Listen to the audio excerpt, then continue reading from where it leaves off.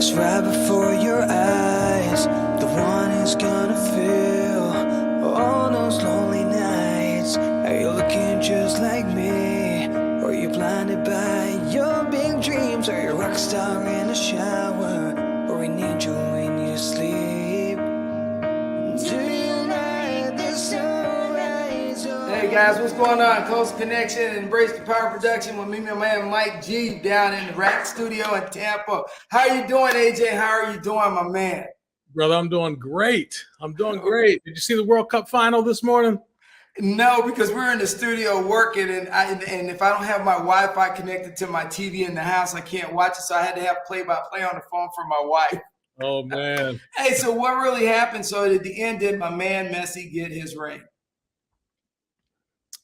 Do you really want me to tell you? Yes. It's already out there. It'll be on social media by the time it's over. Man. Hey, you missed the greatest game in the history of sports, bruh. Wow. But it was the greatest game, not only the greatest game in the history of the World Cup, the greatest game in the history of sports. So watch the replay. I will. And the good thing about it, with Messi ended up getting this, it completes his circle. And it's something Ronaldo doesn't have. Hey, so, we brought you on, it's great to get you on, AJ, to talk about a lot of different things. We've had all these movements since the Colin Kaepernick thing. Then we have, the Black Lives Movement. And so there's just all these different things that have shaped even since George Floyd. And there's a lot of reflection as yourself. I mean, you can reflect on all these different situations, and you made a movie, you've written a book, then you've talked about it. So where are you located right now before we get started? Well, I live in Henderson, Nevada.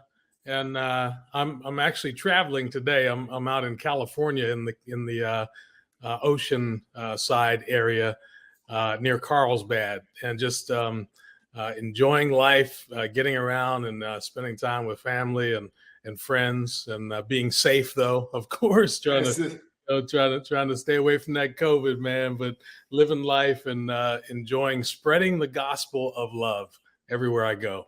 Oh yeah, and that's the thing, is we need a lot of that and a little bit more positivity with all the negative stuff going on. So I watched your movie, and you touched on a couple critical things. So let's just talk about it real quick. Let's get the elephant in the room. Is that you talked about African Americans and how they've transitioned from their fear of the police or being pulled over, and because of the social, just social media, the information that's out there, the atmosphere that social media has kind of created within just in the Black community, the Trayvon Martin, who's nowhere down here in Florida, and just the story goes on and on. And I always challenge when me and Mike talk about this, is that we really have to get back to a couple of things that Martin Luther King or Malcolm X kind of said back in the day, was that we got to clean up our own community, but we also got to start looking at the things to address. So what made you do the movie talking about the challenges of being pulled over, being African-American, and the different fear factors that people are kind of angst that people feel today? Yeah, so first I want to address what you said about Martin Luther King and Malcolm X. A lot of people make the false assumption that you got to choose between being like one or being like the other, right? And towards the end of their lives, they started to become a little more like each other. And I think we got to bring it, man. We got to bring all the love that we can muster, but we also got to stand up tall, and we got to fight back. I'm not saying, throw hands or do anything to hurt somebody. What I'm saying is we got to stand tall and stand strong.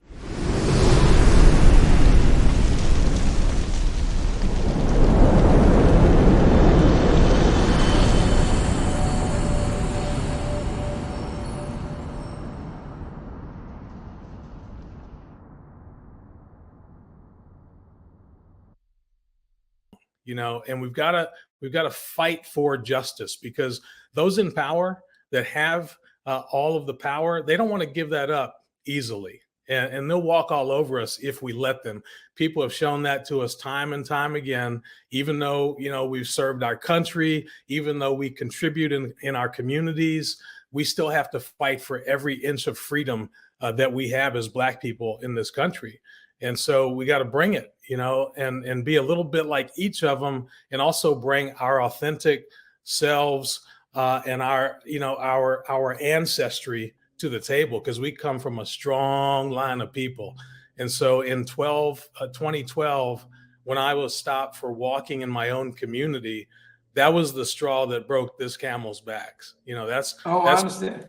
yeah, that's when I said enough is enough, man. I had been stopped dozens of times in my life. And at that time I was 48 years old, and I was like, I can't even go for a walk in my own community. No, this has to end. So that's why I made the film.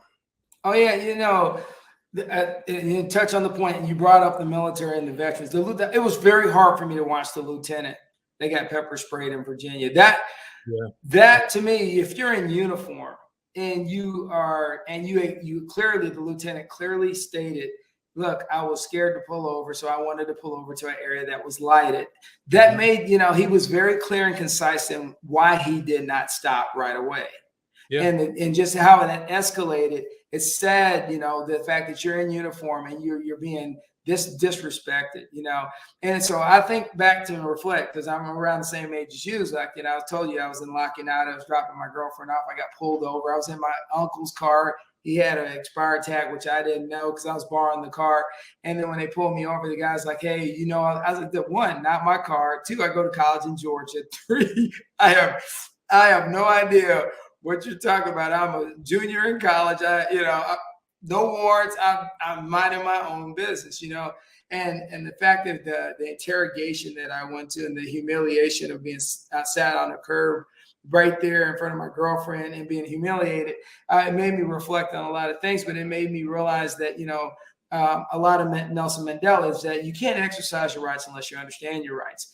And so I think it from an educational standpoint, and Malcolm X clearly said this back in the day, is that we got to, after he came back from Mecca, he said, we got to start cleaning up our own neighborhoods. We got to start educating our own children.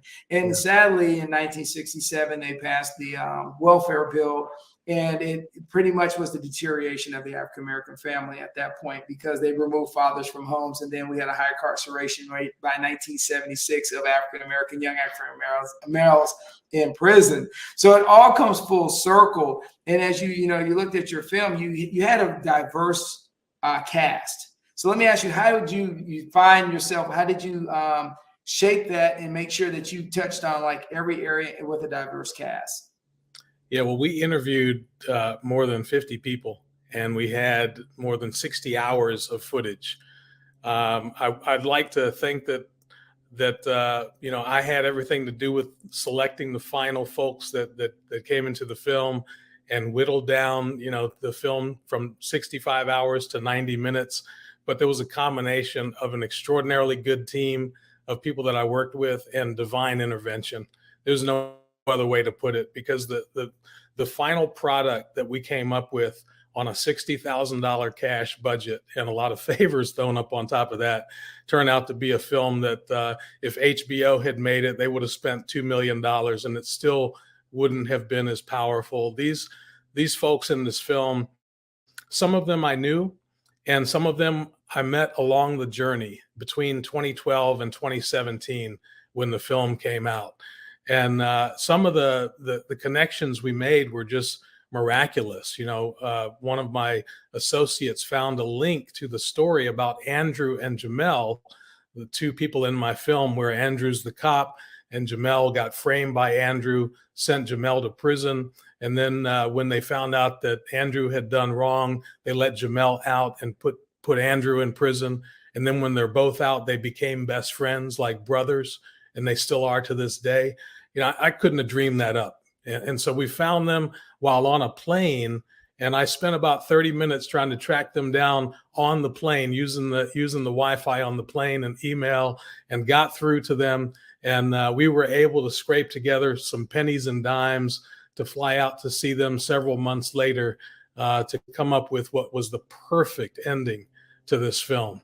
So if anyone out there hasn't seen it, they really need to watch it, because just looking at the title, Walking While Black, Love is the Answer. You know, a lot of people might think, oh yeah, you know, I've been there, I've seen, you know, that happen. I know about what's going on, but nah, you don't know until you see this film, because it comes at the issue from a 360-degree angle. We've got cops, We've got people who have spent time in prison. We've got other people from all walks of life in this thing. And it really just, every time I watch it to this day, after seeing it literally hundreds of times, I still learn something new every single time. Well, authenticity matters, and you talked about your budget, and if HBO or Showtime had the budget, it'd be a lot. The authenticity of the short film, the authenticity of the independent directors, and is growing. And what do you think is that independent films are becoming more and more prevalent? Is it because we have access to social media, or is it that we're able to see things and we have the phone, the weapon of choice, to be able to correlate our experiences real time? So what's your thoughts on that, AJ? Yeah, when you've got phones now that shoot in 4K and 8K in some instances, you can come up with some pretty dynamic shots, but you've also got to have the technical expertise. And we fortunately had some really good people doing the shooting and editing and all that stuff. And we spent just many, many hours, thousands of hours poring over every second of all the information. So, it takes a combination of things, but media has definitely been democratized. We've got access to incredible equipment at very low cost these days. And social media has just changed everything. It's changed literally everything about production. Oh, no. And it's reshaping the world. So as you look at this, what platform were you, what audience? Okay, so first let me ask this before I go any further, is how did you decide to get on this project and get it funded and do it? Or did you just have a moment you said, okay, this is something I need to do and I got to figure out how to get it done? So because I know for a fact when it comes to funding, budget, getting people together, me and Mike G, we go through it on a regular basis with this production because we have a team that everybody understand we got somebody behind us. It's just not me and Mike G. We get things done to get it marketed. So how were you able to get financing and then decide, this is how I got to put the team together? Because that's not easy, man. It's not. No, it is not. And, back in summer of 2012, when I first started on this journey, really nobody wanted to hear anything about this. It wasn't in the news every single day. And it wasn't like people were lining up in the Black community saying, hey, we gotta stop this. Because quite frankly, the most pushback I got in the beginning were from Black professionals who didn't want to put their neck on the line. Attorneys and business leaders and others who literally told me, man, I feel for you. And that's happened to me, but I don't want to lose my business over this, Wow. Dude, so it was not easy, man. We struggled for 2.5 years until September of 2014, when I actually had an epiphany, a life change. I was over in Hawaii. I just finished a 50-state golf trip. And I did that trip not just for, it wasn't a boondoggle, man. Don't get me wrong. No, I didn't look. Hey, I love golf, so I'm just like me and Mike both play. I'm like, yeah, okay. Hey, as far as I'm concerned, as long as you're on a PGA course now and then, just like check. Right. So yeah, I do love golf, and I've done a lot of golf writing and so forth. But it was a time in my life after going through that experience and then fighting with the police department in Howard County, Maryland for months and months and months saying, I just want an apology, dude. That's all I want. Just admit that you were wrong and then pledge to do something better and let's move on. And they refused to do that. And not only did they refuse to do that, but when I got into internal affairs and with the NAACP and with the Human Rights Commission in Howard County, I started to get followed and stopped practically every time I got in the car. And when they started to follow and stop my wife as well, and when I started to get death threats, that's when I became concerned. And so I say, you know what? If y'all are going to come after me like this, then I'm just going to go and do what I do. I'm in the media. I'm just going to tell the story, and you can do whatever you want. And so I started to work on that project. And I couldn't get the support for 2.5 years. I fought and couldn't get anywhere. And part of it was that I think spiritually, what I wanted to do was not in line with what was inside me. I wanted to make a film that was just going to get everybody fired. I Oh, you was want sick and to tired. expose people. Yeah, man, I was angry. I was upset. I was frustrated. I just wanted to get everybody fired. I wanted to burn the whole place down, not literally, I just wanted the Oh yeah. system to be torched, right? And so I tried to make that film, and God wouldn't let me make that film. And so in the waters of Kailua Beach, 2.5 years after that, I had decided to go on this golf trip just to clear my mind, just to say, you know what, I'm going to take my life back. I haven't been doing the things I like to do. I've been sitting here in my house and just really upset and depressed and dealing with things that at the time I didn't know I was dealing with PTSD because I had yet to be diagnosed by the VA. I wasn't diagnosed with that until 2018. And so I'd been carrying around a lot of pain, a lot of hurt from my days in the military and just in life. And so this all built up. And so I think that the universe was telling me, nah, you gotta do something that will sit well within your spirit when you make this film. And so in those waters of Kailua Beach, I heard in my spirit, like it was you talking to me, AJ, if you want to make a film, if you want to make a difference, you got to do it with love. Remember the last words of your brother when he passed away, love is the answer. And even though they're your enemy, you got to love them to life. And you need to do that in the film. And when I did that, everything changed. That's when the money started to come. That's when the interviews started to happen. That's when Chief Melvin Russell of the Baltimore PD said, AJ, I can get down with that. I'm in. And he's been with me ever since, every single day. Hey, so that's what the crux is. And I'm gonna tell you, faith. A lot of people get upset. I'm a faith guy, man, and I totally believe that there's moments where God says, here's how you got to work this plan. And there's like when I was leaving the military, I ran into a little situation in my last assignment, and everybody was like, "Oh man, you should just ride it out." And I realized one thing. I have done 30 years of riding it out. I said, I don't have to ride it out anymore. And I say, hey, God, I'm going to put this in your hands. Give me some guidance. And the next thing I know, I was teaching at Georgia Southern. I was, and then just making a difference. So how you shape that and frame that was awesome. So, because I always wanted to pick at you because before we did this interview, we were arguing about this Baltimore Ravens thing.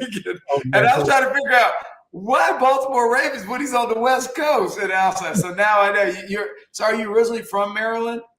Yeah, I was born in D.C. I'm a fifth-generation Washingtonian, but when I was 5 years old, my mom wanted to move out to the suburbs. So my dad built her a house in the Lanham area, and we were Redskins fans up until Dan Snyder bought the team, and then I was like, I can't get down with that anymore.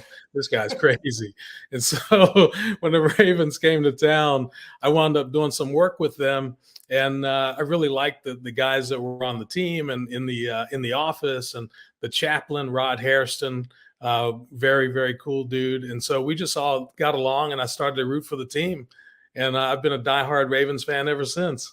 That's right. Well, you had to get out of DC anyway. No representation without taxation, without representation. Hey, just show up, vote, and you don't get that day. It is what it is. Yep. No. All right. So now that you're out, now that you've done the film, so what projects, what do you think you're trying to frame the future? What do you see yourself doing now? Well, people ask me, what would I do if I won the lottery and won $1 billion, right? I'd be doing the same thing I'm doing now, just with a lot more money. We went from making this film to writing the book. We've got a 482-page book called Love is the Answer, where about half of it is my writing, and the other half I actually had contributors from all walks of life come in and tell their stories, about what love means to them and their interactions with police. And I've got police in there who have talked about their interactions with the public. And so the film and the book then birthed the movement, the Love is the Answer movement. And we're operating in all 50 states. We're operating in several countries now. And our goal with a 30-year business plan that began in 2012, we're going into year 11. Our goal is to educate 100 million people around the world on the Love is the Answer principles and get them to put those principles into action in their community. And this love thing that we're talking about is not the soft, mushy feeling that people think about, right? It's 4 action steps. The L stands for learn about people. And then the O, open your heart to their needs. The V is volunteer yourself to be part of the solution in their life. And the E is to empower others. And I guarantee everyone I meet, if you put those 4 steps into action with every interaction with every human being you come across, life will get better for you, for them, for the community, for the nation, and for the world. And we aim to prove that over the next 20 years. Oh, I love that, man. I love that. Yeah, and as you just broke that down, I love the way you broke that down. As you've now looked at the last 10 years, and let's just say I roll it back maybe from Brock to now. And we looked at it, seems like we've regressed as a society. And my biggest issue, and I want to touch on this before we get out of here, is that I'm trying to pull something together to try to work towards stopping Black on Black crime. Young African-American males taking each other's life. And I love one of the things in your movie that one of the officers said, the one white officer said, when he said that we're supposed to respect people, and we're supposed to love people, and we need to bring that together.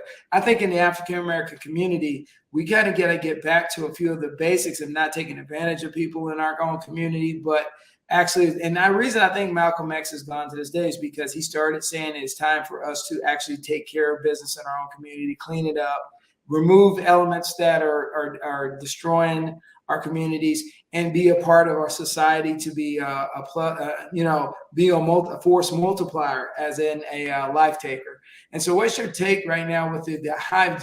Saw it just on the East Coast the other day in New York, or I think it was New Jersey, where the young boys just went in there and shot each other. I mean, it just tore my heart up. I mean, what is it going to take for us to fix what we got to do? It sounds simple, but we got to learn how to love each other, and it comes back to the fact that most people aren't taught how to love themselves. They're not taught how to love their neighbor. We're just left to ourselves. Like parents are kind of left to themselves to figure out, how do I raise this newborn baby that just came into my life, right? Parents don't go through many classes on that. We just deal with it, right? Now we might YouTube it, I guess is what they do today. But people aren't taught how to love either. Have you ever, I know you're an educated man, have you ever had a class, I'm talking about a semester-long class, on how to love? No. I mean, you learn it. If you didn't grow up in our era, because 60s, 70s, with that grandmother or that grandfather, that uncle, that just seems to be that one that had God in his life, just taught you a value system that people matter, and that the Good Samaritan. I mean, people don't even teach the Good Samaritan rule anymore. It's like, hey, you see somebody broke down, oh well, that's their problem. Like, I can keep rolling. Yeah, you're right. The love's gone, bro. Yeah, it's survival of the fittest, and that, man, I'm telling you, that doesn't take us anywhere. We got to learn how to love each other. And so, if you're a parent watching this, sit down and have that talk, with your kids, not once, not twice, but 50 times, right? About the importance of being there for other people, and also for self-care. We just lost an incredible person, not just a great dancer, but an incredible human being. Twitch took his own life, yes. Right? I don't know the details behind it, but I know I tried to take my life in 1983 when I was in the service. And I thank God that I was stopped, by the security police who had been called to come check on my welfare, and it's ironic, right? That now I'm doing work to improve police community relations. We gotta get back to basics, about how do we take care of each other? How do we become this Ohana, which is, Hawaiian for family and extended family? Like my neighbor, the person down the street, I need to treat that person like they're my favorite family member, right? I can't be walking around having beef with everybody all day long. We got to figure out ways to get along. And sometimes that means saying, I'm sorry. Sometimes that means, saying, look, I was wrong. I shouldn't have spoken with you that way. Will you forgive me? Please. That's another Hawaiian principle that we bring into our work. It's a funny word called ho'oponopono. And I love that. It's, it's about reconciliation and becoming one with each other. And then, finally living with Aloha, which is literally the breath of life, right? We got to breathe life into each other. We got to spend time and get below the surface and make sure that each other is okay. Spend the time to make sure that we do the self-care that we need, meditate, do yoga, whatever you need to do, go for long walks, forgive yourself, stop carrying around so much pain, right? And we got to do that work. And is it manly to do that? Absolutely. A real man and a real woman, and whatever you consider yourself, if you take the time to do that self-care and you take the time to care about others around you, the clouds will go away eventually, and that rainbow and that sunshine will come out. And that's what we need to see in this world. We're warriors, right? We've been trained to be warriors, but the biggest, most powerful part about being a warrior is knowing when to bring peace, knowing when to love people, right? Knowing when to have compassion and empathy and show grace. And that's where we need to get to. Yeah, Even Abraham Lincoln at the end of the Civil War, as bad as he had issues with the South, he literally tried to put it back. He used the Bible as his construct to try to put America back together and move African Americans forward, and then try to bring balance to the South. And so we have people in this world trying to make the difference. It's just ironic that you don't hear about these people, and they're not on the news. They're like yourself, AJ. The thing is, this is something that the news should be promoting and things you should be hearing about it. But no, it's breaking news on the crazy on a regular basis. We just don't see the positive lights that Anne-Marie Johnson, yourself, and so many other people are trying to do to help the communities out there. So before we get out of here and wrap this up, what words, if you had to leave your imprints in this sand, in this history of where we're at in America in this 21st century, what words would you leave with everybody out there? Oh man. Well, it's simple for me, man. It's love is the answer, going back to that. I'm going to say it again, just to make sure the people in the back hear it. Learn about people, including yourself.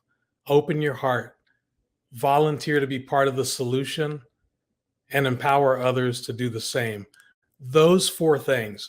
If I can get people to embrace those 4 things, that kind of love, and leave that kind of a legacy, then I've done my job here. All right, amen. And so with that being said, as me and Mike G says from the Iraq studio down in Tampa, Florida, my man AJ, we blessed, and you have a Merry Christmas and Happy New Year, and we appreciate you, man. And with that being said, as me and Mike G always say, keep it rolling.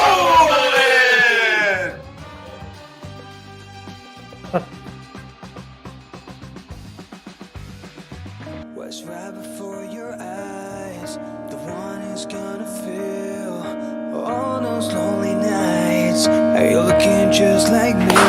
Welcome. Oh, Mike, I had to get my little squirrel on, man, because I was all into or we need you when you everybody has sleep. post-traumatic stress. It depends on what area you come from. And some people take medication, some A little crazy. Hey, so we want to. It's always been It's working. It's really nice. It's just grabbing your eyes.